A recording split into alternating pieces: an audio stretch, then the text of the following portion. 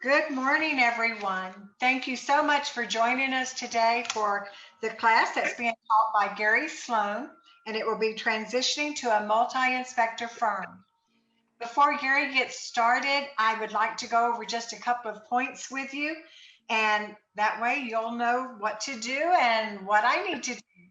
Uh, we are not making certificates. If you would like to have the credit on your InterNACHI account or your profile there, please make sure that you add them manually to your dashboard on nachi.org/credits. And then also add this to your chat. This is not for state continuing education. If you have questions during the presentation, please put them in the chat bar so that we can ask Gary and he will be able to answer those classes. Of course, not all questions can be answered, but we will try to get most of them that we can. All right, Gary, I'm going to turn it over to you. And if anyone needs anything, just let me know. All right, well, good morning. How many do we have on now, Brenda? The attendance, I can't tell you at this moment. We had 321 that had registered. Right now, it looks like we have 44 in the class. Okay, great. Well, listen, my name is Gary Sloan. I am with the owner of Discovery Inspections. We're based in the Atlanta area. We started our business in 1997. This is an exciting opportunity for me to share with all of you the things, well, pretty much the mistakes that I've made over the years and how I've overcame them, and the successes as well. You know, ever since COVID started, I've always aspired to have one of these Zoom meetings in my underwear. I'm not going to start that today, so everybody is safe there. So I did put together a presentation, but you know, here's the thing. I thought about that this morning, and I thought about just scrapping the whole thing. And you think, well, gosh, why would you do that? Well, the reason is I kind of want it to be more of a conversation than a presentation. And so I kept everything in there. The other thing too, with InterNACHI and Brenda's permission, I'd like to make my presentation available to anyone. So you're not trying to scramble and write notes or using your phone to screenshot. Is that okay, Brenda? It is, and okay. We will put it online as well, Gary. Okay, good. All right, so there's that. A little bit of history on me, just so you know where I came from. I joined the Navy in 1982, and I specialized in avionics, and then I got moved into kind of quality control, quality assurance, and I became an aircraft quality control inspector. And you can imagine the immense responsibility or sense of responsibility that I had at the time. You know, and later on, as I got into home inspections, I realized there's a lot of similarities between inspecting a house and inspecting an aircraft.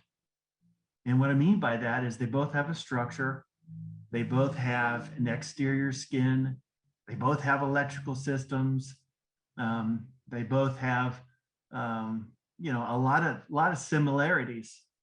And so, you know, when that pilot would hop in the cockpit and he'd, you know, give the thumbs up, it was really a question to the quality control folks saying, hey, I'm about to fly in this thing. Have you thoroughly inspected all the systems and components? And if so, are they serviceable? Or more importantly, is this aircraft worthy of flight? And the quality control person would respond back with another hand gesture that would look like this: if everything's okay. And what that meant was the quality control person used every bit of observation skills, knowledge, processes, tools to ensure just that. And when we'd give a thumbs up, it would be, I'm so confident that that aircraft is worthy of flight, I'll get on it with you. Now, when you roll that over into the inspection world for residential and commercial, buildings don't fly. I get that. But the reality is the process is very similar, or it should be. We're looking at the various systems and components within the systems to make sure things are the way they're supposed to be. So I got out of the Navy after 8 years, got picked up by Delta Airlines as a mechanic in the avionics department. And then really through no ambition of my own, I kept getting promoted until near the end of my career. I was doing safety and environmental health and responsible for 4,400 employees. And huge sense of responsibility. We interfaced with the fire marshal, the EPA, OSHA, the DOT. And a lot of that experience proved to be helpful in doing commercial inspections. So, so that was an easy transition. I got code certified and started doing new construction and then certainly commercial as well. And some of the commercial inspections that that I've been on include Duracell, Frito-Lay, Michelin, Georgia Pacific. Been down to Cape Canaveral to inspect some of the facilities at NASA.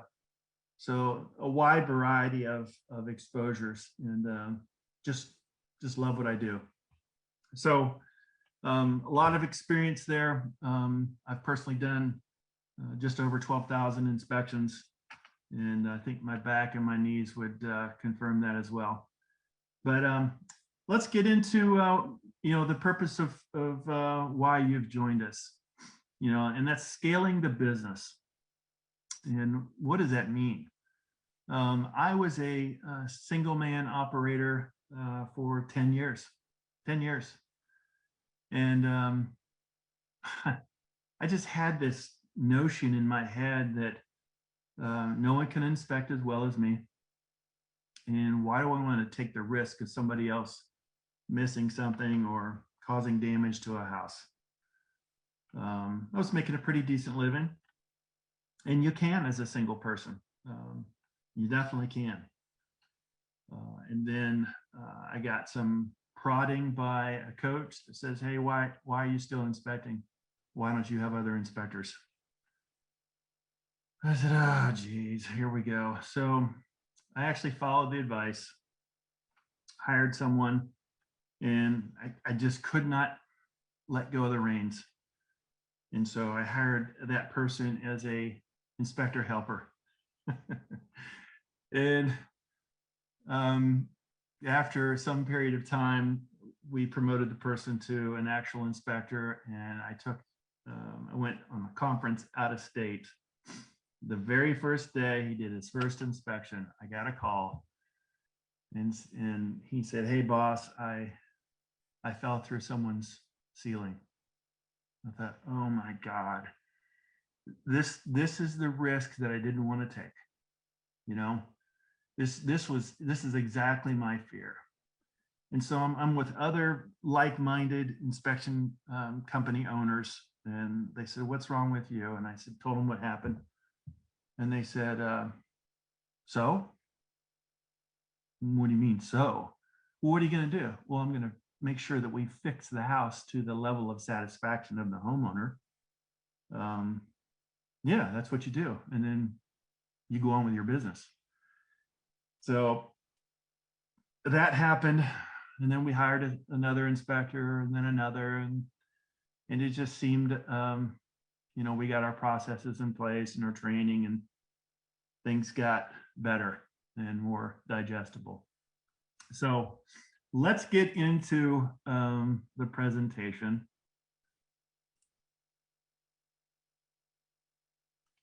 All right, sorry. Okay, can you see the presentation, Brenda? Yes, we can. Okay, good. So scaling your business from one to many. Now, when I was a single operator, one of the things that I would say when I was going up against multi-inspector firms is, well, when you call when you call me, you know who you're going to get. You're going to get the owner of the company. Now that I'm a multi-inspector, I say, who's monitoring that single operator's quality control? Who's doing that? So it's all about perspective. And I'll tell you, when I first started off, I took a 12-part VHS series training out of Colorado. I can't remember the name of the company. I'd watch a video, I would take the test, I'd fax the test in, they would tell me if I passed or not. It was horrific training, but you know what? It's what we had at the time. And I won't forget my first inspection. I can tell you the address, I can tell you the client's name, and I can tell you that I visibly shook throughout most of the inspection because I was so fearful I might miss something. Things are so much better nowadays with software and training, and we'll talk about a lot of those things as we go through. So I kind of want to set the norm for today. You know, as I mentioned, I really hope this doesn't have too much of a presentation feel. I want us to have interaction. Some of the best dialogues when I was still inspecting, some of the most enriching conversations that I had was with our senior citizen. And I realized it's because they've experienced so much more, and they've gathered wisdom, and that's what I hope to share with you. So please ask. There isn't a question that's off limits. Ask anything, and I'll try to help you any way I can. What does success look like? You know, how do we define success? It's such an open-ended question. You know, when you ask someone, you might say, well, you know, I've always wanted to be a parent of 6 children, with 2 of them being adopted. Or I wanted to have $100,000 in the bank. Or I wanted, you know, to take 3 vacations a year to destinations that I've never been to before. But I would tell you, as a business owner, this is not an easy business, and that's not a discouraging statement. It's not an easy business. And one of my colleagues, he said, this would be the perfect business if we didn't have to deal with clients and agents. And I can't really argue that. It's funny, but there's a lot to what we do, and I still believe it's easier being an employee than an employer, but you know, there's benefits to that as well. So here's I'm sure y'all have seen this, but on the left, what people think success looks like. You know, the company owner is getting a larger commission of the inspection fee. You know, things just seem to fall in line with them. They don't always see what's going on behind the scenes, and that sort of thing. So I totally agree with this graphic. Here's a gentleman. I have a teenage daughter, and it's very difficult to find programming on TV where we can all enjoy it. And we seem to come to terms, and there's a couple of shows that we like. One is the Shark Tank, and the other one is The Profit, and this happens to be Marcus Lemonis. And I don't agree with everything that he has to say, but last time I checked, he's worth $500 million. So he's got it going on. And I want to share some things that he said that have been meaningful to me. One, he says, if you're not evolving, you're dying. And I can't help but think of Circuit City, Blockbuster, Sears, some taxi companies, and even my own business. You know, when I started inspections, we were using 3-part NCR forms. And some of you more experienced inspectors may remember that. You had to press hard with the pen so that the characters would transfer to the back copy. And then Polaroid cameras came about. And I remember taking pictures on the inspection and stapling them to our reports. And we said, our reports come with pictures.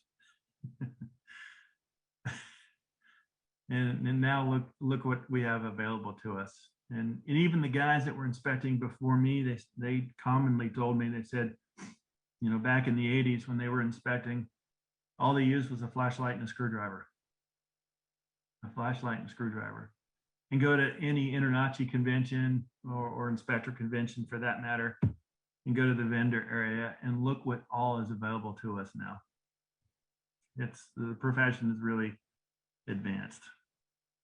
Another way I've heard this saying is businesses are like plants. They're either growing or they're dying. And I prefer growth.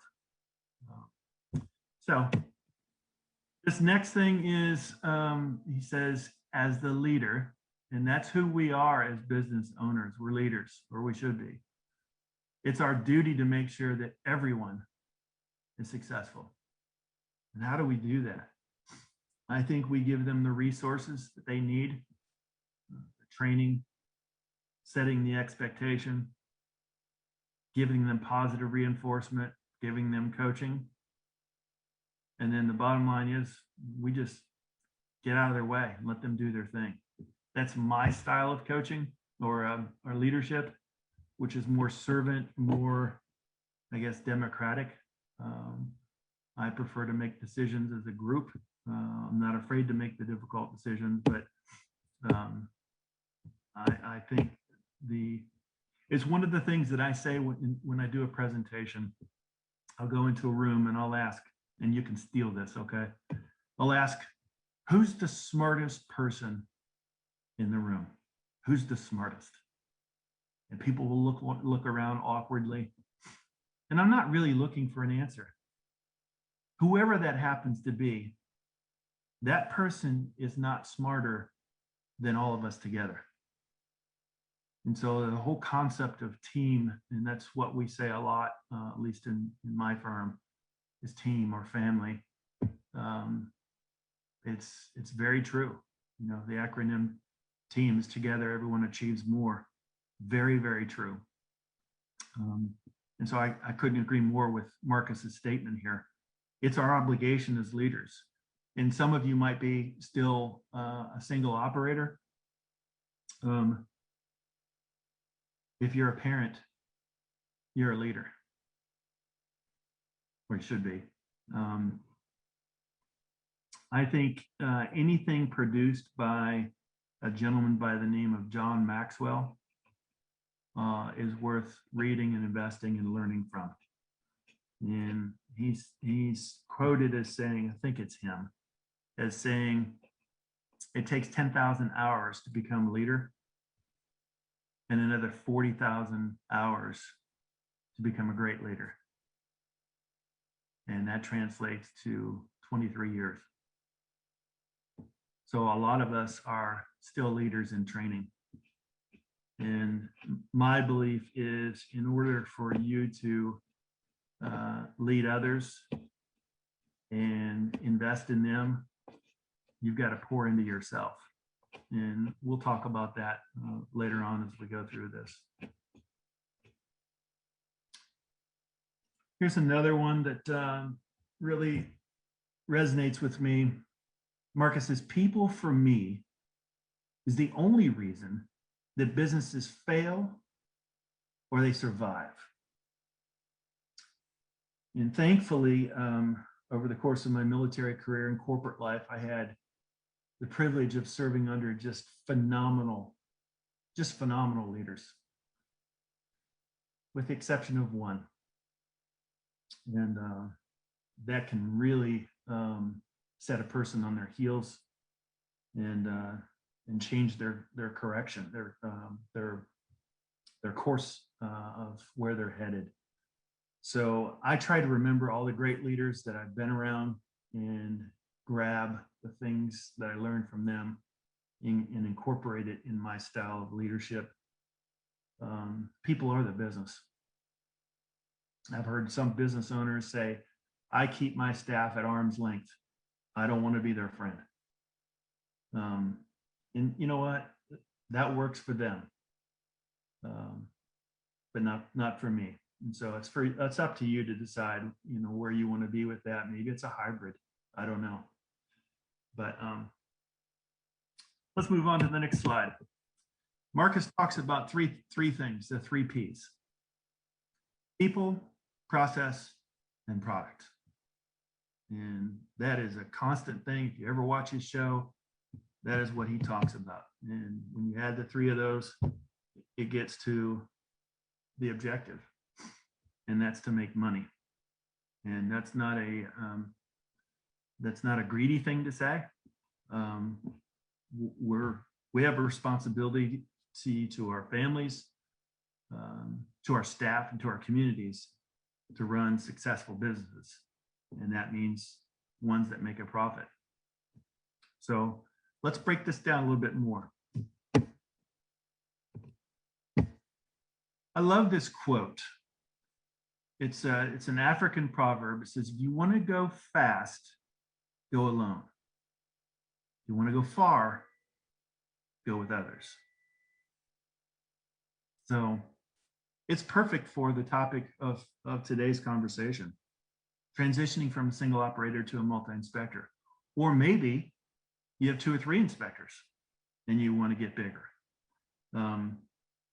One thing that we have to rely on is great people.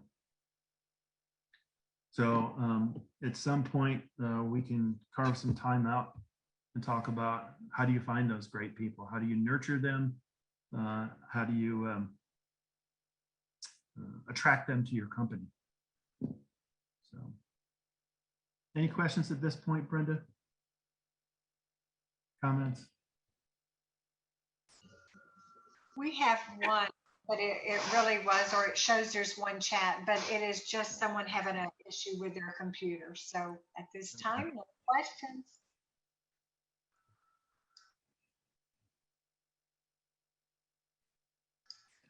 Gary? Yes? There's no questions at this time. Okay. All right. Thank you. All right. Well, let's move on. What's the next step? What's the next P? Well, I want to define this a little bit better. People you need in business. And I broke it up into 2 different categories. The people we need internally and those that we need outside our business.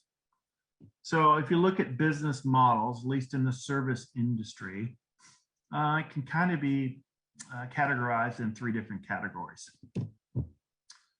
Growth and marketing, and oftentimes those 2 terms are used interchangeably. And who makes up that division? A representative, and then a supervisor or a manager to lead that person. Or maybe it's 2 reps. But that's an important division to have. The reality is, you can be the best inspector in your state, unless people know about you, it doesn't mean anything. It's a very, very important division to have. And if that's not you, then hire somebody else that can do that. I know some inspectors who think that marketing is swinging by the realtors' offices and dropping off 75 business cards. The thought of them doing a presentation in front of a group of 100 agents, that's not something they're capable of doing. I think we're all capable. It's not something they want to do or are comfortable doing. So if that's your case, then hire someone to do that. The next division is services. And that's your inspectors, inspector supervisors, and as you get larger, managers. And then the third division is operations. And that's who we call our client care coordinators. Some people call them schedulers. Those are people that answer the phone, schedule the inspections, that type of thing. And then oftentimes, as you get bigger, you'll have an office operations lead, supervisor, or maybe an operations manager. So these are the folks that are needed internally. As your business grows, this grows, it expands, and that sort of thing. This is a kind of a common model that we're seeing across the industry. Externally, I'm not going to spend a whole lot of time on each and every one of these, but I did want to spend some time on the business attorney. Very important. Do you go sole proprietorship, LLC, partnership? That's a very important person to have a relationship with. Who's going to set up if you decide to have non-compete, non-solicitation? Who reviews your service agreement with your clients? Very important person. Bookkeeper. Some people do that internally. I think of doing that, but some people enjoy doing that or are good at it. A bookkeeper. Along with a bookkeeper, CPA. Somebody who specializes in digital marketing, and I use that term very loosely. Could be someone who does not only digital marketing in the form of Facebook and Google ads and that sort of thing, but someone who maybe maintains the web, someone who likes HTML code and knows the nuances of robots and spiders and meta tags, I think is what they're called. Again, that doesn't appeal to me. Could I learn it? Could you learn it? Yes, possibly, but sometimes it's just better to outsource that. As you grow, you'll get more computers, more printers, just more things that need to be maintained, fixed, set up, that sort of thing. I'm not saying you have to have a full-time person, but at least a relationship with someone who can expeditiously address your needs. HR, human resources. Again, as you get bigger, that's a key component of virtually any operation. Next three, we're going to spend time on because I think they're coach, mentor, and an accountability partner. Gary, I have a question. How many inspectors are in your firm? Do you have an office staff? And do you have a brick and mortar office? Yeah, it's a great question. So including me, and that's probably not fair to include, but including me, we have 10 inspectors. With that, we have an inspection services manager whose role is to train the inspectors, do quality control. He does site inspections, and we can talk more about that if you're interested. I think we've got a section on that later coming up. He does the interviewing. He does the exit interviews, which thankfully we don't have many of those. He makes enhancements to our software. He's responsible for our standard operating procedures, and just really the development of our inspectors. So Okay. That's important. Another question is, my biggest question is, at what rate per inspector do you hire for marketing reps, schedulers, office manager, GM, etc.? One scheduler per 4 inspectors? Yeah. So I'm not sure. That's a great question. Let me finish the first question. We do have a brick and mortar. My wife formed a company, purchased a building, and I lease it from her. So she's got that figured out. But it's 2,700 square feet. we use pretty much all of it. We have a conference room, we have a training room, we have a kitchen, we have areas for the schedulers to answer phones. The managers have their own individual areas so they can think. It's just a very comfortable space. Is that a requirement? No, it's not a requirement. But so we have that. I think there was a third part to that question, but I don't remember what it was at this moment. So let me move to the next question. What is the ratio of marketing folks to inspectors? We have 2 marketing folks, and we have, like I said, hiring our 10th inspector. So I'm not going to include myself in that anymore because I don't really do inspections. So we have 2. I don't know that that's the right ratio. We're also hiring what's called a virtual assistant, a VA, to help with outbound calls and establishing new relationships with referral sources. If you've chosen the right marketing person, they more than pay for themselves over and over. It's a huge multiple. It's the best things you can do for your business is hiring a growth person. And was there another question with that? Yes, they were just asking as an example, 1 scheduler per 4 inspectors. Oh, yeah. So we have 2 schedulers. Mondays are a very hectic day for scheduling. We also have a backup call center, and we're going to talk about USPs later on in the presentation. You'll always be answering your phone, and that's another discussion. It was such a difficult decision for me when I was doing inspections by myself. I just kind of had a rule that says when I'm inspecting, I'm not answering the phone. So can you imagine, all of you are my customer. I'm doing an inspection. We're just about to enter the crawl space of the home. I look at it and I go, excuse me. Hi, this is Gary with Discovery Inspections. How can I help you? Oh, 3-bedroom, 2-bath house? Yeah, can you tell me, I'll be right with you. Can you tell me a little bit more about its age and what you're looking for? For me, I just think it's rude. I just think it's flat out rude.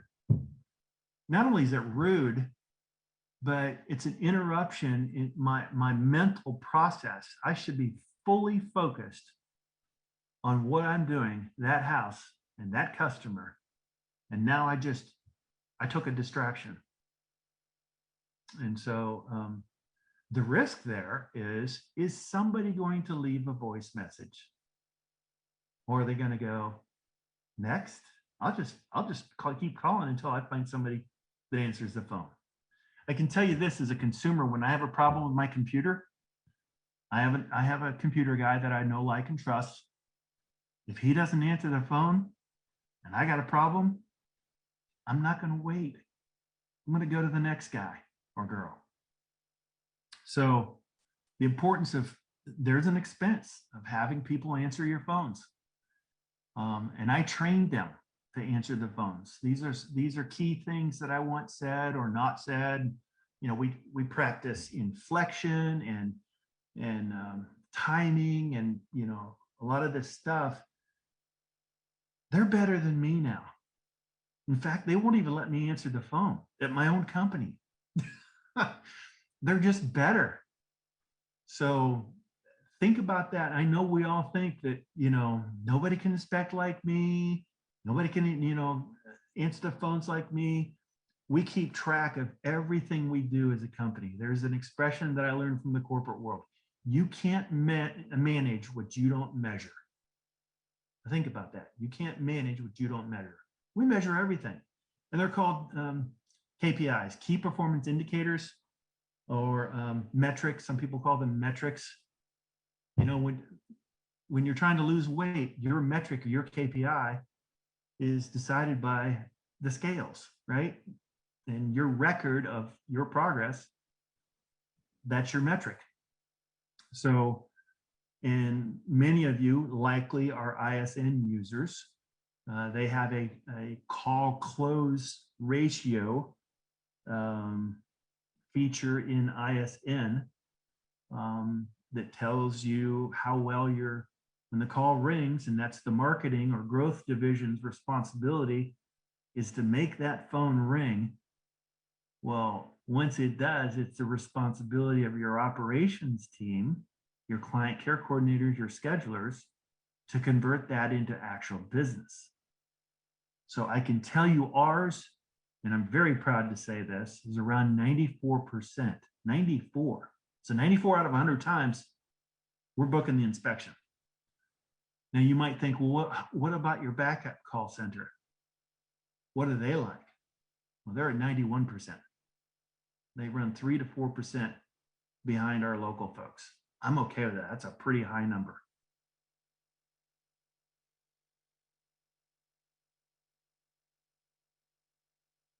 Did I answer all that? No, sir. And I'll kind of push a couple of these questions together. I think we can answer it. And it is, how do you structure your pay for inspectors? Is it per job, per hour?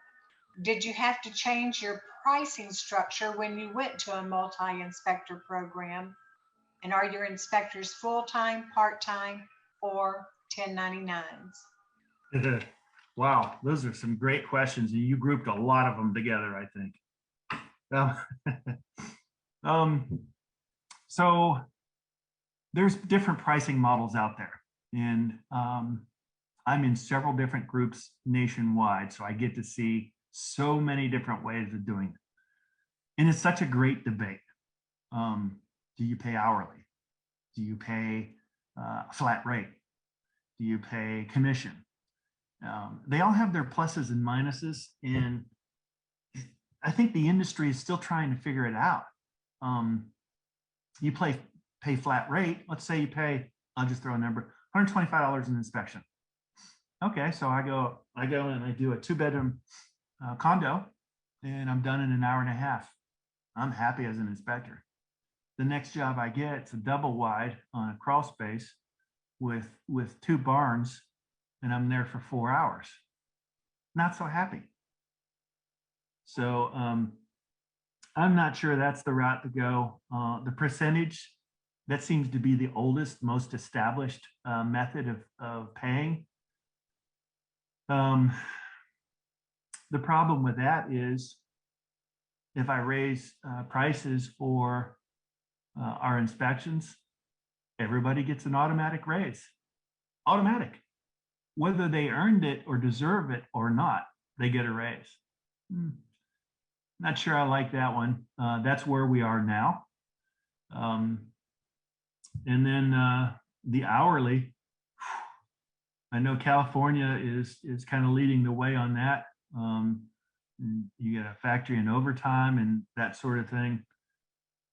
I'm not trying to avoid the question. I just don't know that anybody has the ultimate proven method of getting it done in a way that's beneficial to the employees and also manageable and profitable for the company.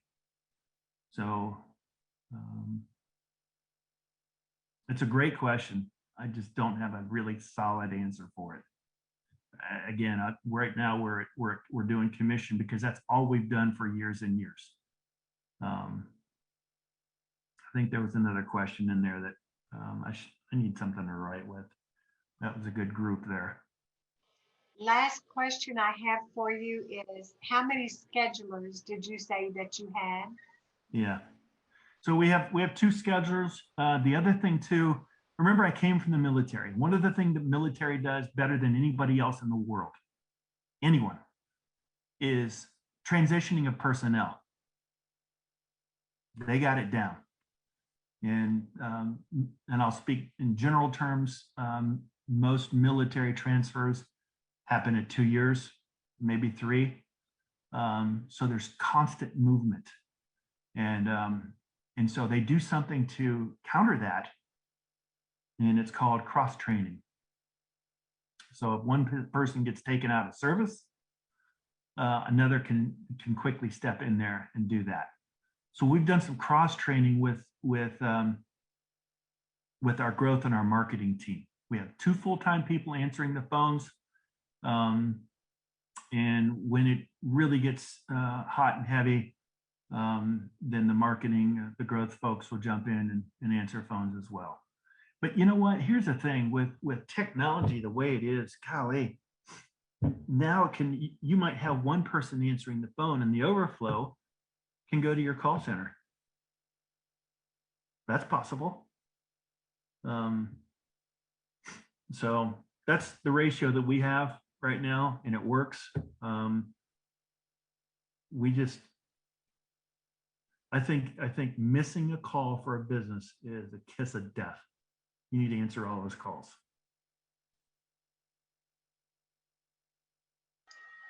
I think that probably answers all of the questions. Gary, one came back and asked, what percentage on the commission? Yeah, that's another one that's of great debate, and I don't mind sharing mine. I told you I'd be transparent with everything, and I certainly am.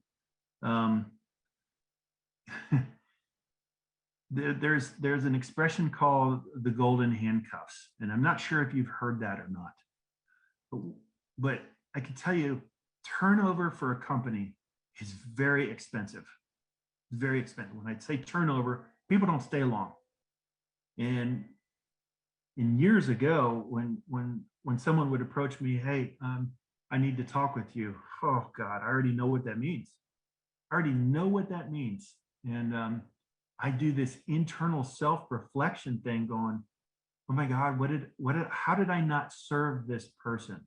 Why would they go elsewhere? And there's a great company owner out of Washington, D.C. His name's Rob Hopkin. He runs ProTech. And he taught me something years ago. And initially I didn't like the expression, but I get it now. He said simply this: employees are temporary. Employees are temporary. So, years ago, and it was really probably the generation before mine, people would be, at a company, 30, 40, 50 years. I worked with the guy at Delta Airlines. He was 86 years old as a mechanic, and we gave him the easiest job he could possibly do. He used a screwdriver to work on a simple component. And invariably, at various points during the day, he would stop rotating his screwdriver, take a nap, and then a few minutes later, come back to, and he'd start working again. And nobody bothered him. It's very unusual for someone to be there that long. So there's an expression called the golden handcuffs. And what it means is we as business owners need to be creatively thinking of ways to keep our folks happy, keep them in the company, keep them looking at other opportunities. And I'm going to tell you something. I have a different mindset now. When someone comes to me and says, "Hey, I'm taking a position," we had one inspector leave to go to the FAA to be a air traffic controller. Well, I don't know if you know this or not, but they make a handsome salary. There's no way I could counter that. And 95% of me, this is truthful, 95% of me said, God, I'm happy for this guy. He is advancing his life and for the good. The 5%, I was selfish going, oh my God, we're losing him, So, but the reality is I want to be a sponsor for other people's success. And I hope that you guys and gals on the call are the same way. Don't freak out when employees if they're with you 2, 3, 4, 5 years, then they blessed your business. They were a part of your life, and you were a part of theirs. And so, anyway, it's kind of a long, I think I varied a little bit, but what do we pay our employees? Oh, I'm talking about the inspectors on the commission side. And I've got colleagues all over on the place. Some go as high as 50%, which is very difficult to have profit left for the company. 50% is really high. It's really unusual to be at 50%. Other companies that are colleagues of mine, they start around 25%. You think, golly, they don't think much of their folks. But there's other things they do for them, like gym memberships, and they have health and dental benefits and 401k, and they get to drive a vehicle, and I don't know what else, things like that. And so I'm kind of in the middle with it. We're routinely exploring that. We start our folks off at 30%. You think 30%. My business model is this. As the inspector gains credentials, they're more meaningful, they're more valuable to the clients, and they're more valuable to us. And so we increase their compensation. So when they pick up additional certifications, in our case, it's radon, it's indoor air quality, it's commercial inspections and code certification. And then I think the 5th one is certified master inspector. So every one of those, they gain 2%. So up to 40%.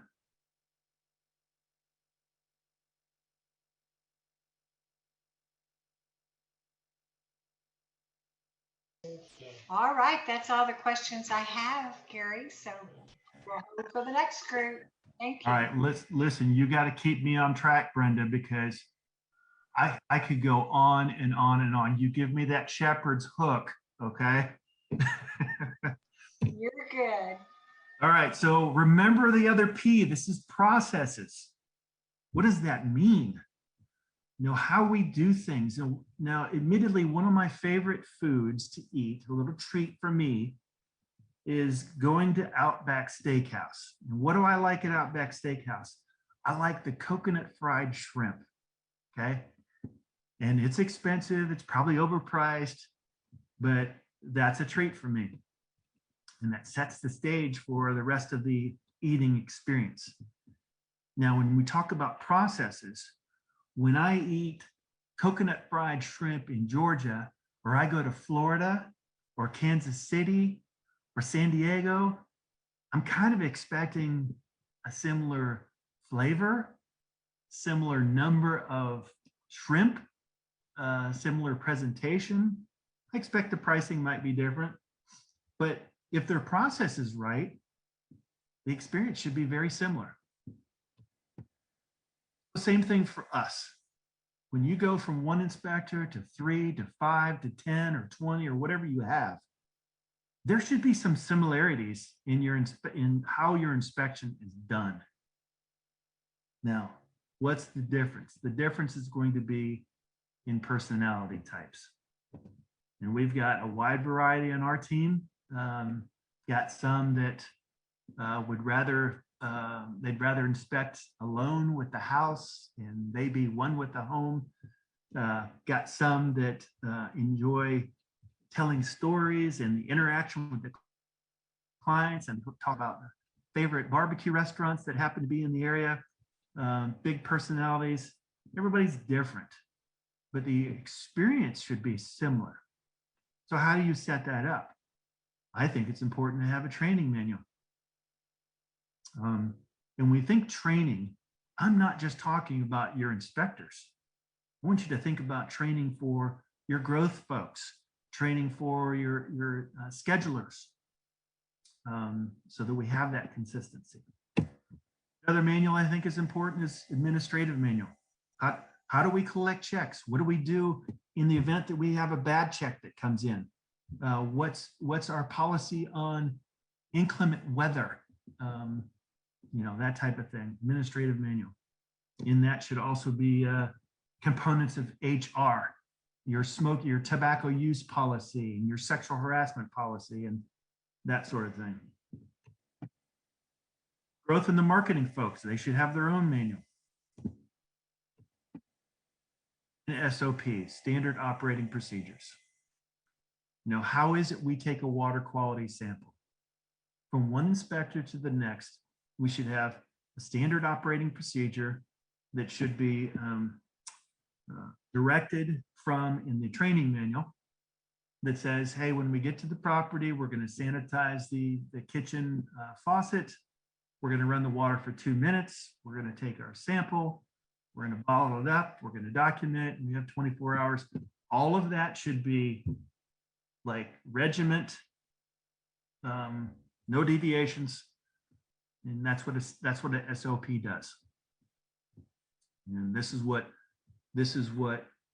these processes, it's really, don't gloss over this.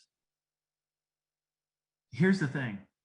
One of my mentors told me years ago, Sloan, every day you should be doing something to make your business more sellable.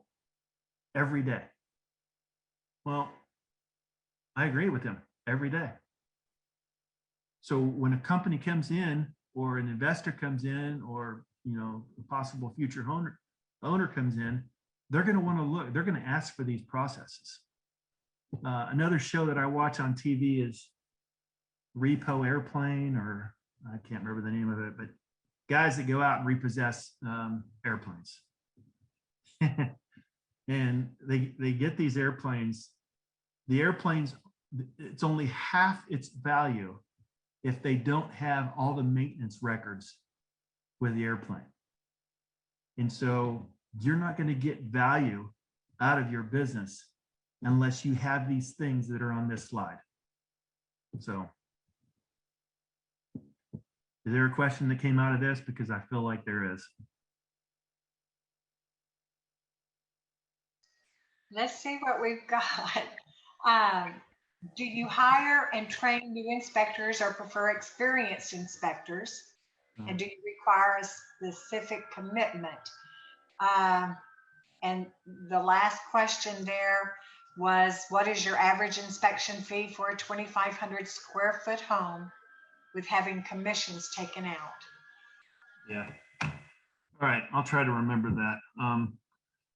I remember a bit of one of the earlier questions. Do you have any part-time inspectors?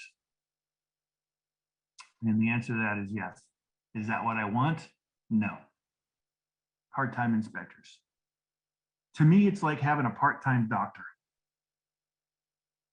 And you know what? I was a part-time inspector for 10 years.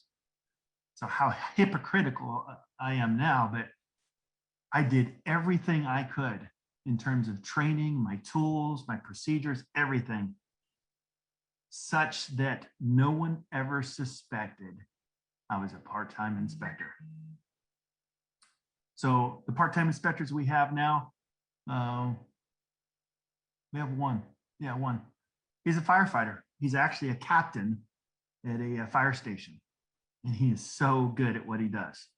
And we feel in 2 years, he's going to retire from that and he's going to be with us full time. So can it be done? Yes. It's oftentimes the availability thing.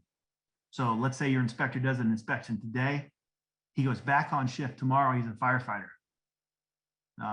The client calls in and says, hey, I got a question on page 29 about what he wrote up on this. I think it's a little awkward for our office to be calling him while he's on shift working for another employer. I think that's just difficult, maybe unreasonable. So there's that. Average inspection fee. Last time I checked, we were at $535. And so you want to know how do you get average? That's rolling everything that we do into it, everything. our ancillary services. You know, there might be a way in ISN or Next Inspect or whoever you're using to segregate those out. So it's, you know, if you do a standalone, like a radon test for, let's say $150, well, that pulls, if you group that in with your regular inspections, that actually pulls the overall inspection fee down. When you do a $2,500 commercial inspection, that pulls it up. So, yeah, as it is right now, we're at 5. I think it was 35 the last time I checked. And I think there was something else to that question. Help me, Brenda. Okay, looking at it, they were wanting to know the average for taking commissions out, but I'm getting a few more questions in here, and they are: do you hire someone to write the SOPs and other processes? And then do you provide the inspection tools and equipment? Yeah, great questions. No, the SOPs are written by the people that are responsible for them. And so we have a standard operating procedure template. And that's really important. That's a rider downer, okay? Make sure you have a template. And, you know, the template gives you that consistency. So when one division's reading another one's work, they can follow right along, that type of thing. And we don't let just one person write it. You know, oftentimes when I write things, man, you know, I think I'm Edgar Allan Poe, you know, when I write this stuff. Someone else reads it and they go, what is he saying? So we have a review process that we go through. So there's that. And what was the other piece? Let's see. It was, and I scooted up to see if I could reword anything in those previous questions. Do you provide inspection tools and? Oh, yeah. Yeah. So if I'm going to tell you, if you are an employer and you have employees, it's really unusual for you to expect them to buy their own tools. I think it's unusual. I wouldn't expect an inspector to have to buy an infrared camera or a laptop or a tablet, or I wouldn't expect them to have to pay for software. You know, if they want extras of things like, you know, the company provides a flashlight, then if they want a backup flashlight, then they can get that. But we have a tool list and we expect our inspectors to have everything on the list. And you know what my inspection services manager does? He checks from time to time to make sure everybody's got what they're supposed to have. Because if we don't do that, oh, you know, that sensor went bad on the carbon monoxide detector, and I've been meaning to tell you. Well, how long has it been bad? Quite a while. So now if you have 1099s, which are independent contractors, and there's a big brouhaha with that right now. You know, that bill passed in the Senate, or the House, and now it's going to the Senate. They want to get rid of 1099s nationwide. It's going to have a direct impact on many companies. But nonetheless, if you have 1099s and you're providing tools and you're telling them where to go at what time, you're taking a huge risk, because based on IRS rules, they're employees. Okay, and we've got 2 good questions. I think this will be something that a lot of the attendees would like to know. And it would be, what would be the first steps to go from one person or themselves to the first trainee? Second question, where do you find your prospective new inspector employees? All right. Can you jot those down, Brenda? Because I think those are going to be answered in the upcoming slides. Okay, I will most definitely do that. All right. Well, good. Great questions. Keep those questions coming because like I said, I had hoped this would be interactive, just having a conversation. And I love these questions. There hasn't been a bad one yet. All right, why are we doing this? Right? I mean, that's the bottom line. And for me, I'm 56 years old. A lot of my friends are beginning to retire. And I see what their stress level has, how that's diminished. You know, that's the point of us doing all this work, you know, building our businesses up, like I said earlier, so that we can make them attractive, so that we could sell them, and that be our retirement. So that's a pretty good incentive. All right, I want to share a tool that was shared with me. Some of you may know about this, others may not. It's called SWOT analysis. And I put a graphic here, so it kind of defines what it is, but it stands for strengths, weaknesses, opportunities, and threats. So this is typically where I like to use it's called a mind map. And a mind map is nothing more than you have a center objective, okay? That's your goal, that's your target, that's your mission, that's your objective. Okay, well, how do you plan on accomplishing that? What's the tactical approach to that? And let me make it real simple. Let's say you want to lose 25 pounds by 4th of July. What are you going to do for that? What's some ideas? Let's see. I could drink more water. Okay, I could sleep more. I could take the stairs at the office instead of the elevator. I could hire a nutritionist. I could go to a gym. I could get an accountability partner at the gym.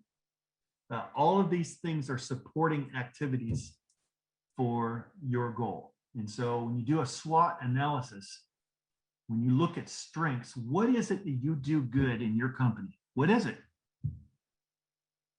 Are you good with the technical side? Are you an expert on new construction? Are you good at writing standard operating procedures? Are you good with first-time homebuyers? Do you specialize in working with engineers, which can be very, they're just deep thinkers. And they make for long inspections. What is it that is a strength of yours? And so you outline all that. Opportunities, hey, they're extending the highway down into my county. There's going to be a mall down there. There's going to be supporting businesses and multifamily housing. It's an opportunity for me to get in there and promote my service. An opportunity might be nobody in my area does sewer scan inspections. I'll be the first. Opportunity is what it sounds. Let's go to weaknesses. One of the weaknesses I have, admittedly, and I think I already shared this with you, is numbers. Knowing your numbers, and it's really, really important. Know your numbers. Your cash flow, accounts receivable, accounts payable. Is it time to invest? What's our profit margin? That's just not something I'm good at, and I don't want to be good at. So I'm hiring someone to be my advisors. It's a weakness, and I'm okay with it being a weakness. Threats. I kind of divide this up into two categories: an internal threat and an external threat. An internal threat might be, let's say I get COVID. I can't inspect anymore. If I'm not inspecting and I'm the only inspector, what does that do to my income? Right? I just had foot surgery. I still can't drive. That's an impact on my business. What if I get burnt out because I'm working so many hours, or I have somebody on my team that says, I'm burnt out and I just want to go back to being a stay-at-home mom? It's a threat. External threats. Oh, I don't know. Maybe storms in Texas. Maybe interest rates going back up. Maybe oil prices going back up. We get involved in another war. I mean, just housing shortage. Those are all threats. We can't control them, but we can react to them or respond to them. We just need to know they're there. It's very healthy for all of you to do a SWOT analysis. If you don't know how to do one, there's so much information on YouTube. There's some great tutorials there. Do it. This is an important slide. Is there any questions on it, Brenda?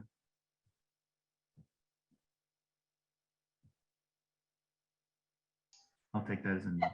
I'm so sorry, Gary. It takes a moment since I mute myself to get that going. I have a couple of questions here. I don't know if you'll answer them now or we move on. It's, do you only hire InterNACHI's CPI in some states? It's not required to be certified or licensed. And it says, I personally think I would only do a certified or licensed person. Another says, if you have an older solo inspector losing his eyesight, needs your input on hiring an inspector that can help get reports out in a timely manner and how to seek for one. So those are two really just questions on your hiring practices. Yeah. All right, well, let's talk about the older inspector losing his eyesight. Is there another opportunity for him to serve in your company? Could he be a trainer? Could he be writing SOPs? Could he be an inspector assistant? You know, it depends on how valuable that person is. If that person has been loyal, has had a positive attitude, has had low complaints, I'm going to move mountains for that person and try to accommodate them. So what was the other question, please? Okay, the other question was, and let me move this over a little bit. Do you hire only InterNACHI CPIs? Yeah. So again, that's a great roundtable discussion with multi-inspector owners nationwide. I just hired someone. She's 19 years old, and I said she, 19, and I told her, I said, you're going to be discriminated against for two reasons. One, you're female, and two, you're young. And I said, so we're equal opportunity here. Here's the thing. You got to be better than me. And that's what I told her. You got to be better than me. And folks, you know what she said? She leaned forward and she said, game on. Game on. She went through all of InterNACHI. She's went through our training program that's a supplement to InterNACHI. She's out there inspecting alone now, doing solo inspections. And we're getting positive feedback already on her. So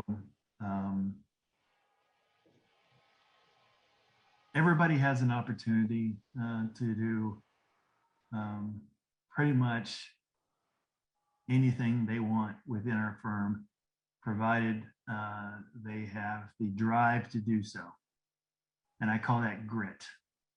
You know, I hired our first office manager. She made so many mistakes. I swore I was being tested by the Lord. and I should have fired her multiple times, and she would tell you that as well. But she never gave up. She never passed the buck. And she has been with us 10 years now.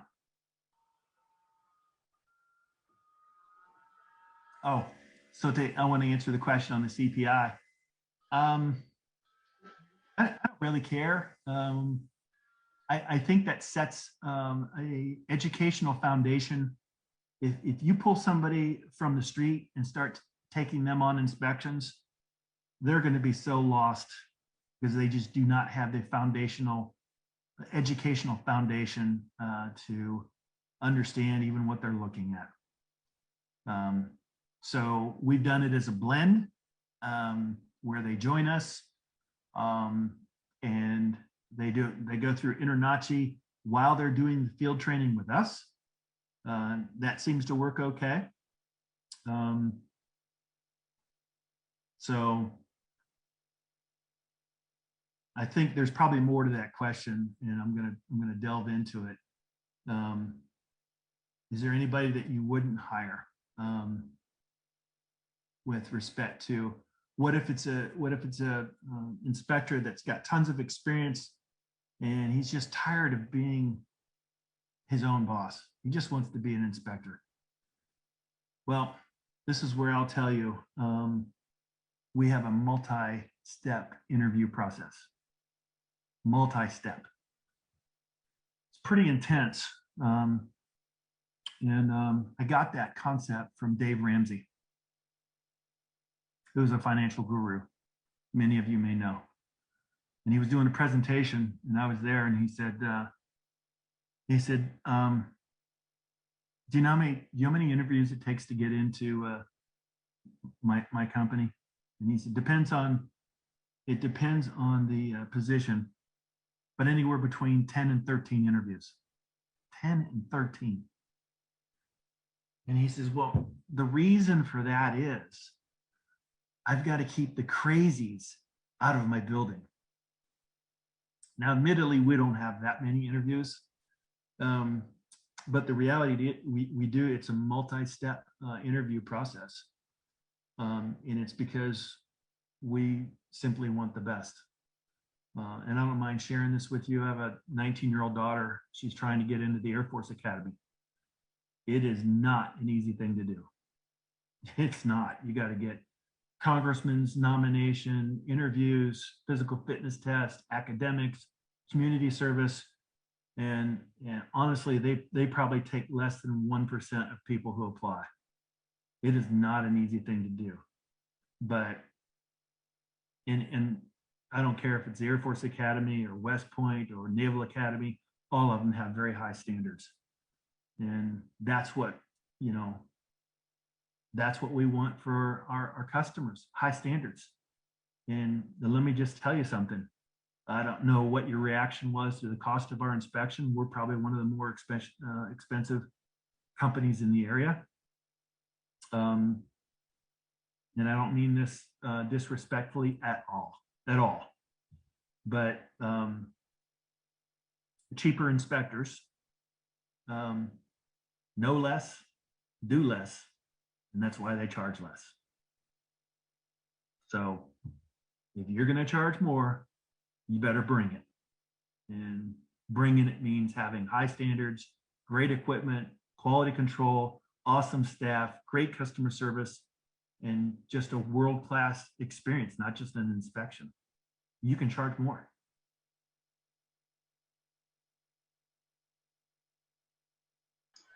Okay, if you would, just one question that kind of relates to that, Gary. It says, what is a good starting salary for someone that just obtained their license? They were working as a salesperson with windows. They made about 70 to 90,000 yearly. His target is 50,000.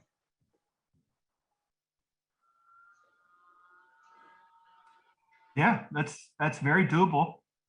I don't know what area of the US that is. I would think in some areas of California, that salary would be very difficult to stretch. But I think it's a fair question for all of us to be asking. what salary range do you have to provide for your family? And then what do you want? Those are two different numbers usually. They're saying, well, I got to make 120 to 140,000. Not many inspectors. Well, I can't think of any inspectors that make that much. So there's no point in continuing with the conversation. With 50,000, that's very reasonable. You got to keep that inspector busy. And I want the inspectors earning more than they need. Okay, I think that probably answered it. And someone said, how long do you mentor or train someone before they're ready to be in the field and complete inspections on their own? Yeah. Good question. Again, when you talk to multi-inspector companies, you're going to get different answers on this. I think overall NACHI training is academically good training, and we continue to train with NACHI training. There are things that field that NACHI training doesn't cover, and one of them is emotion management. And if you're not good with emotion management, and I'm talking about yours as an inspector and helping manage emotion of the buyers, the sellers, contractors, family members, take some courses on that. Really important. I hate the expression that we get called deal killers. I hate that. I don't know anybody out there that tries to write a report or pounds his chest to say, hey, look at all the bad things I found about this house. We're professionals, so I'd rather be called contract assassins. Now that's a joke. It's a joke. It's not a good joke, but it's a joke. So the NACHI training is a great foundation. The field training, what we do, we used to do 100 inspections escorted by a seasoned inspector, 100 inspections. That's a lot. That's a lot of time. So we played with the number. We backed it down to 50 inspections. What I don't want to do is compromise the readiness of the inspector. What I do want to do is get that inspector signed off so he's not receiving trainee pay, that he's or she is getting inspector pay. So we're at 50. And it's actually in our contract, 50 inspections. I'm going to tell you that is a moving, floating target. So it could be slightly less, it could be more. I had one inspector said, I'm not ready yet. And I think at the 80th inspection, we both agreed it was time to go solo. So there's a lot to the field training. How do you set up the inspection? We call it a kitchen talk. You're thanking the customer. You're reviewing the concerns that they expressed with your client care coordinators over the phone. You're outlining what you can do and what you can't do during the inspection. You're giving them safety tips. You're reminding them that you and they are both inside someone else's personal environment. So, don't jump on the beds or, people do weird things during inspections, and who takes the hit? The inspector. And I'm sure you all have stories of that. I got a complaint years ago. The lady said that our inspector trashed the house. How disrespectful. So I couldn't wait to figure out who it was. It was me. I did the inspection. I called her up and she said, you did the inspection? I said, you ran the water in my sink. In the kitchen sink, yeah. She said, well, why would you do that? I said, well, we have to check flow and look for hot water temperature and does it leak? And she said, it's fine. But what you didn't do is you didn't bother to have the courtesy to take a towel and wipe down the water droplets from the inside of the stainless steel sink. And now I've got spots there. So I ended up driving an hour and a half back to wipe down her sink. Anyway, emotion management during an inspection. You can kill an inspection just by the facial expression on your facial expression, body language, facial expression, the words that you use. We don't use words like adjectives like butchered. Yeah, that was really butchered. Boy, they butchered that one. Or this is the third house in this subdivision. I found the same problem. Why would you say things like that? So, learning how to talk. I love magic, and part of the experience of magic is delivered by the pattern, the dialogue the magician gives to set up the trick. It's the same thing with us. There's a pattern that we should be using during the inspection, at the beginning of the inspection and at the end of the inspection to close. And sometimes we have to manage emotion during the middle of the inspection because the house is maybe revealing things that they didn't notice on their first and only visit to the home. So, okay. Brenda, we have 15 minutes left. Is that correct?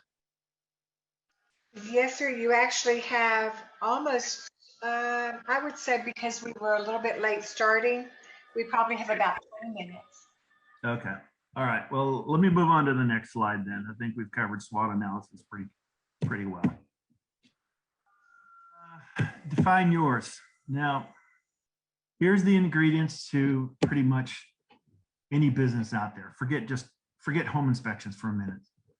But it starts with having a mindset or a vision. Okay. So if any of you were to invite me to your home and you were kind enough to pick me up at the airport and I got in the car, one of the things I might say to you is, before I buckle my seat, tell me where we're going. So before I leave the company that I'm currently disgruntled with and joining yours, tell me where we're going. What's the future of the company look like? Where do I fit in on that? Are there advancement opportunities? What can potentially happen with my salary? So you as a business owner need to decide what your vision is. It's your vision. So that's step one. Step two is the strategy and how you're going to execute that. How are you going to go about that? And there's great words in here. Oh, look at that. Right above strategy, it says SWOT. Well, there you go. Timeline. When's this going to happen? Goals. That's the strategy. How are you going to make it happen? And the third, which is the most appealing to all of you, I guarantee it. You ready? It's the tools. So the vision or mindset, the strategy, and the tools. When I go to InterNACHI's conferences, one of the most attended areas is the vendor area. Why? Because that's where the tools are. We love tools. And one of my favorite stores is Lowe's or Home Depot. I don't care. I like them both. I grab a buggy when I go in there, and I can't wait to put things in my buggy. And that's kind of how I am at the vendor areas of these inspector conventions. What's the latest infrared camera? Or there's a crawl bot. How many of those should we buy? Or there's a body camera. Can I get a deal if I buy 10 of them? So the tools. But I want to talk about, it's not just physical tools. We want to talk about that. I'll share with that. What business tools are you going to use? So let's move forward. Here's another technique that's really, really effective. It's called benchmarking. And I'm not sure how many of you have heard it. It's something that I used to do when I was in the corporate world, and we're doing that now in the inspection world. What does benchmarking mean? I'm going to read it. Benchmarking business is a way of comparing best industry practices against your own organization's processes or your business to identify performance gaps and achieve a competitive advantage. Benchmarking can be applied against any process, approach, function, or product in business. So when I was in the airline industry, we had a big high-level meeting, and a high-ranking individual from the FAA came to our meeting. He says, you have some great people in your company. You really do. He said, but you have this mindset that if the idea isn't born within your company, it simply can't exist. And he said, and some of our management team got offended. And he said, you need to go out there in your industry or other industries and beg, borrow, or steal the best ideas. Now, that's a harsh way of putting it, but benchmarking is extremely valuable. And so think about opportunities in your area. Do you know who I've benchmarked recently? I benchmarked Lexus dealership. A Lexus dealership. How did they make it such a positive experience with their folks? I benchmarked Disney. I took a Disney cruise. Phenomenal experience. They make it magical. So you can benchmark other companies that are willing to do that with you. We have an open policy for any inspectors in our area. They can come visit us. They can jump in on inspector meetings. We've had that before. In fact, next week, we've got, I think it's 6 different companies coming from Mississippi, Alabama, Florida, to sit in on our staff meetings and our inspector meetings. And we're just going to do some brainstorming and masterminding to help each other out. Remember what I said before, no one of us is smarter than all of us together. Questions? I don't have a question.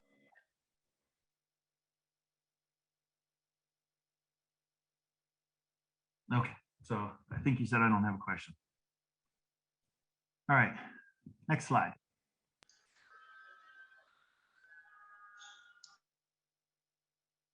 Anyone recognize who this is? You can put it in the chat. Just type the person's name.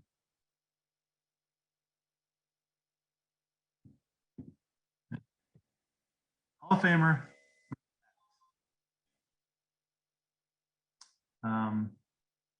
This guy has won 17 Golden Gloves. What makes me impressed with him is he benchmarked other companies. In this case, other baseball teams. You think, well, how did he do that? He actually paid a company to provide him critical information on the batting habits and statistics of the teams he was going to face next. Did the batter have a habit of letting the first pitch go? Did the batter prefer hitting a knuckleball, a fastball, curveball? He paid allegedly $35,000 for this batting report every game he played. He knew what it took to be a Hall of Famer. And there's information out there that we need to invest in. You know, there's information brokers that, you know, you can pull up, hey, how many houses have closed in the last 12 months that are new construction?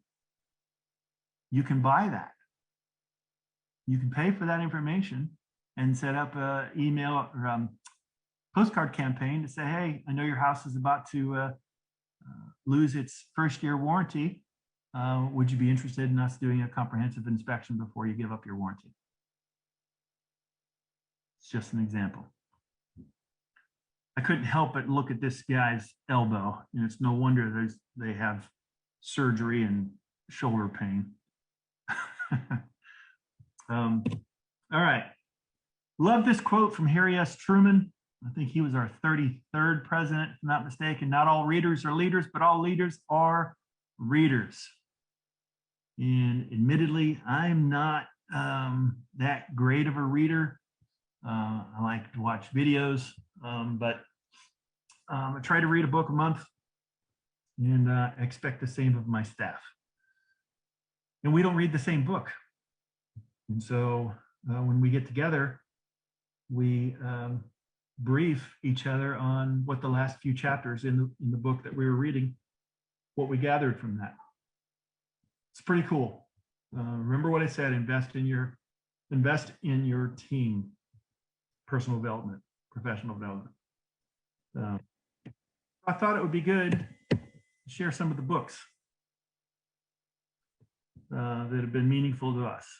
And I'm not going to talk about each one in the interest of time. Good to Great is a phenomenal book by Jim Collins. I read that years ago, and I don't know if it's been updated since, but fantastic book. There's an easy read if you want an easy read. This is about 2 to 2.5 hours. It's called Who Moved My Cheese? And what it talks about is change. And there's always change. There's change in our industry, there's change in our business, and there's, you know, change in just how we do things. So it's a great read, really easy read. I'd recommend that. Here's another one called Traction by Gino Wickman. It's part of the EOS system, Entrepreneur Operating System. This is one of the staple books that they have. It talks about the importance of having regimented meetings that are meaningful and structured properly. And there's just a wealth of information in this book. And a book list would not be complete without Dale Carnegie's book, How to Win Friends and Influence People. I think this was originally written in 1955. And our marketing manager is reading it now. Moving on, another great book by Stephen Covey, 7 Habits of Highly Effective. What is it they commonly do to be effective and successful? And that's a good read. In fact, one of my colleagues took the contents of this book and created a lunch and learn. Why couldn't you do that?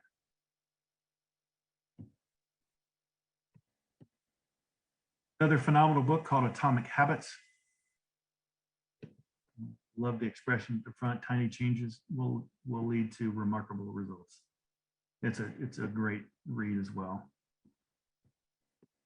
And then here's one I do want to spend a little bit of time with. This is called The E-Myth Revisited by Michael Gerber. I refer to this book a lot. I recommend it a lot. In the book, I'll tell you, I'm not, you know what I'm going to tell you. He talks about a bakery, and one of the individuals in the bakery is the baker. And this person gets up, doesn't mind getting up at 3 o'clock in the morning, getting to work at 4, firing up the ovens, kneading the dough, baking the pastries, getting everything ready for the store to open just in time for the manager to come in, open the store, turn the lights on, get everything ready, pricing's good, the floors are clean, they're greeting customers, they have a relationship with local customers, they know what they're like. That's the manager. And then the third person, the third role is the entrepreneur, the actual owner of the company. And the owner doesn't like to do those other things, but the owner is really good with numbers and has a great business mind and says, hey, you know what? We want to expand into other areas of the city. And then when we really get this thing rolling, we're actually going to franchise. Those are three different roles. And when you're a single operator, you have one or two inspectors, those roles are kind of blurred. We're almost doing all of it, right? So as you grow, you'll define what is it you're good at, what is you like, and you get to divvy up and delegate to others. It's just when we're in a role that just doesn't fit well, that makes for a miserable life. And I got some good news for you. If you don't like reading books, here is an app. It's called Blinkist. It will actually take the contents of the book, and they currently have 4,500 nonfiction titles. They've basically outlined cliff notes that are no longer than 15 minutes that highlight the contents of the books. So there's something for everyone there. Okay, are you ready for some questions? Boy, I'm ready. All right. And I won't go back until you tell me to on the questions that were asked earlier. But what inspection program format do you use? And do you have everyone on the same program, or do they use their own versions and turn it into you for review? All right, let me take that one first, okay? Okay. You remember I was talking about three-part NCR forms, handwritten forms. There's somebody, I'm told, and I can't confirm this, somebody in my area that still does handwritten reports. I don't see how, but technology is available. There's really some phenomenal software packages out there, with trials. Home Gauge is one, Home Inspector Pro is another, Spectora is another. There's several. Horizon makes one. There's several out there that are really, really good. What I did is I sampled pretty much every single one that was out there. And oftentimes it's just a personal thing. I like how it looks, or it's easy to navigate. For me, I wanted to make sure that we had collaborative editing. And what I mean by that is, if I double up or triple up on an inspection with 2 or 3 inspectors, I want them all to simultaneously be able to work on the same report and update. And many of them are getting that way. We currently use Spectora. I think it's probably the most expensive out there. I would say that if Apple were to design a software, it would look like Spectora. But there's some folks that are very happy with their software out there. Talk to them. We do not have a review process for the inspectors. When the inspectors are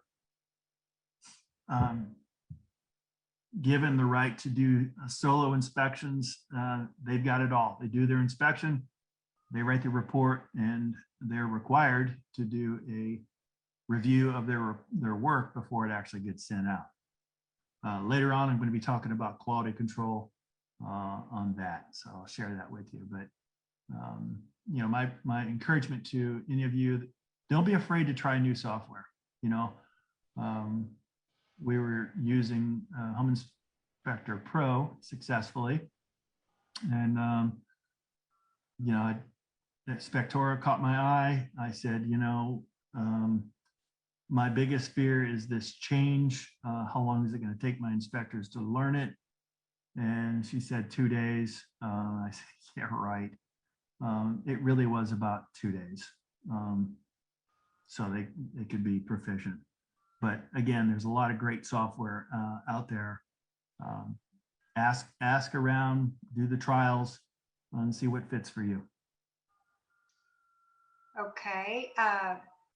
Several questions here. So let's see if I can put them together. It says, how do you bring on your first inspector? Do you start them following right away shadowing you? And do you train them nights and weekends? And what pay would you pay them as they shadow you? Yeah, that's a good question.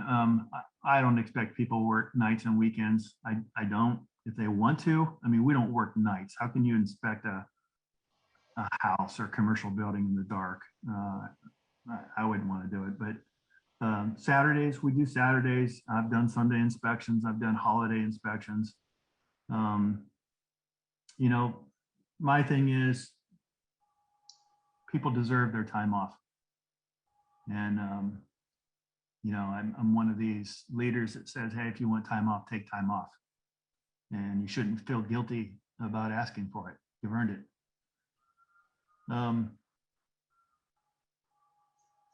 During the training period, I'm just thinking of other inspection companies, about our own. We pay $50 in inspection to be a trainee. If it's a big house, they're going to earn more because they're going to be there longer. If it's a commercial, they're going to earn more because they're there longer.